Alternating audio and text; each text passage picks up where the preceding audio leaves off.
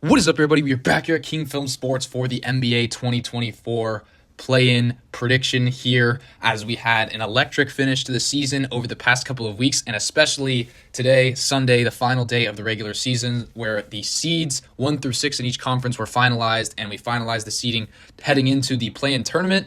It was a great finish to the season. Doesn't make up for the mediocre 6 months prior to that. Probably not, but got to do what you got to do here, and the play-in tournament has been a big success for the NBA over the past couple of years, so sure, it will live up to the billing this year as well.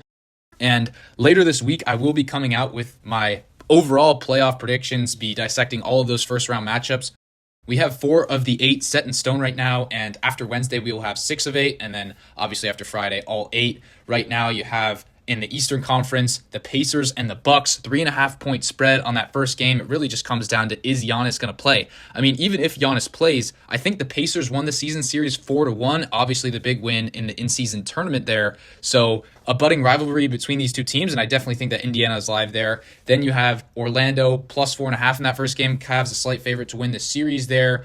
They do have the playoff experience from last year, but they did get dusted by New York, even though they had home court advantage there. Expect those games to be lower scoring. Then in the West so far, at the 3-6 matchup, you have the Timberwolves versus the Phoenix Suns. And boy, this could have gone a number of ways because the T-Wolves were still live for the 1 seed. Suns could have been in the play-in, but the Suns do win in Minnesota. Not to mention they won in Phoenix last week. So Suns coming in with some good momentum there, and the point spread on that first game is 2 points. The series is essentially a toss-up at that point. That one will be interesting. And then the Mavs and the Clippers. This one was set a few days ago, but we've been salivating for it. The 4 versus the 5. Dallas, a slight favorite to win the series just because we do not know if Kawhi is going to play, so that will be interesting to monitor as we go along. And then the top 2 seeds in each conference is obviously the number 1 is the Celtics in the East, and then the Knicks won today against the Bulls, a great overtime game, and they are now the 2 seed there, but be careful what you wish for. That Heat Sixers winner will be very hot coming into that one. And then in the West, OKC gets the number 1 seed. How about that from them there? And Denver is the number 2. So here we'll start it out with the West games, both of these games coming up on Tuesday, and we've got very narrow point spreads, and I will direct you guys down to the Discord link in our description here, as we will be giving out betting picks for these playing games and all the games in the playoff, not to mention other sports, NHL playoffs coming up, and then MLB regular season. We have absolutely been raking in wins, and NBA playoffs, I must mention, are our most profitable time of the year. Most profitable sport is these NBA playoff picks, so definitely be sure to check those out. In this video, I'll be giving my straight-up picks, but if you want the spread picks, definitely be sure to hit that one up there. And we started here in the 7-8 matchup in the West, Tuesday, 8 p.m. Eastern, Lakers versus the Pelicans. And we saw this one earlier today, and it was not close. The Lakers absolutely took it to New Orleans, a team, New Orleans, that had been coming off a couple of impressive wins in California against the Kings and the Warriors back-to-back, and they got Brandon Ingram back, but it did not matter there. Zion was held silent. I believe he only had 13 or so points, and just this Pelicans team never got off the ground in that one. I will be taking them, though, to bounce back at home here. I think they get right. Just some shooting regression woes there hurt them, but I think that they will be able to win this one. I think that CJ McCollum and Brandon Ingram will be live from the outside, and I think Zion will play a lot better in this matchup.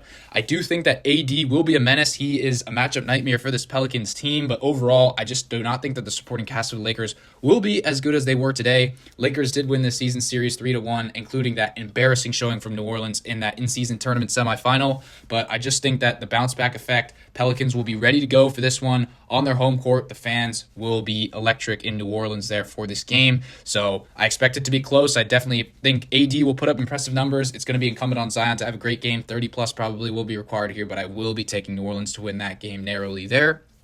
Then next we get to the Battle of Northern California. These two teams played in the 3-6 first-round matchup in the Western Conference there. Boy, was that a great series. Went to 7 games. Now they are duking it out in the 9-10 battle here, and these games in the regular season were great. One of them early on in the season, Klay Thompson hit a game winner for the Warriors. Then there was an in-season tournament group game where the Warriors had to win by 22, and it was looking like they could, And then the Kings ended up coming back to win that one, and then the Kings won another one in the Bay that was very close. So I definitely expect this one to be a close game here. The Kings can shoot the lights out, and De'Aaron Fox will really have to carry them in this matchup, but I do think he's capable of that. But with that being said, I do think the Warriors have been playing great basketball, one of the best records in the NBA since the All-Star break. So I think that they're very hot coming into this one. It's just going to come down to 3-point variance, but assuming that holds, I just think that the core of Steph Curry, Klay Thompson, and especially Draymond Green will play a big role in this one. I think Draymond will be able to lock up Sabonis. You saw that storyline last year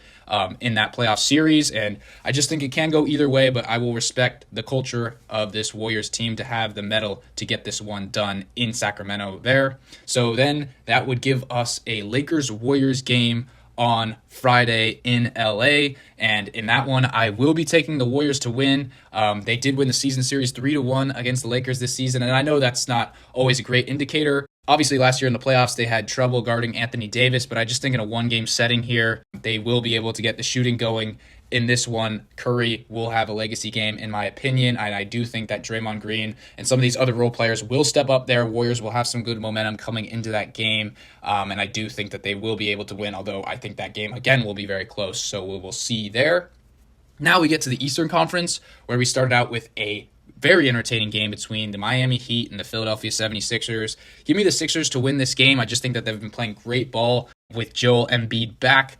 He came back a couple of weeks ago. Tyrese Maxey, most improved player this year, and they've got some great bench players. Kelly Oubre has been stepping up as well. So I just think that offense will be too much for this Heat team to handle. And really, this Heat team we've seen over the past couple of years, they really struggle on the offensive end. I don't think they'll be able to keep up here, as the Sixers under Nick Nurse this year have a great defense. So that's going to be tough for them. It's going to take a vintage Jimmy Butler performance. And just generally, I do not think that this Heat team has been playing very good as of late.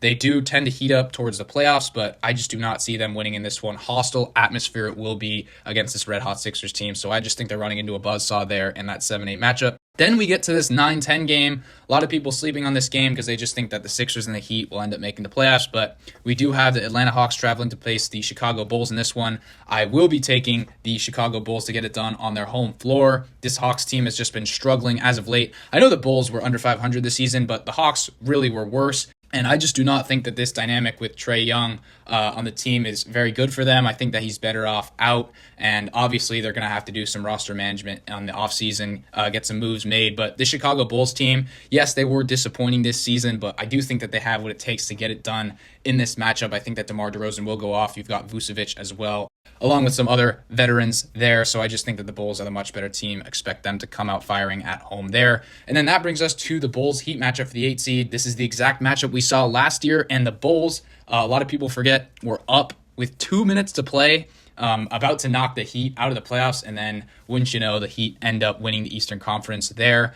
In this matchup, I do see the Heat winning once again, but I do think it will be very close. You've got favorite for the clutch player of the year, DeMar DeRozan here against Jimmy Butler, very clutch in his own right, as we've seen, and I just think that the Heat culture at home here, I just do not see this Miami team missing the playoffs, so give me the Heat to win there, although I do think it will be very close in that matchup. So those are my play-in predictions. So recap, I have the Pelicans getting the number 7 seed, then they would draw the Denver Nuggets, so pretty brutal there, but they do want to lose that game and fall to the 8 and potentially not even make the playoffs. Then the 8 in the West, I have the Warriors facing OKC. They could be live in that series there, whoever the 8 seed ends up being in the Western Conference. And then in the East, I've got the Sixers winning, getting the number 7 seed, and they draw the New York Knicks. I would venture to guess they would be favored in that series, although New York would have the home court advantage. And then in the 8 seed in the East, I have the Miami Heat getting that, and they rematched the Boston Celtics. They've played some legendary series over the past few years, so that would be very entertaining there.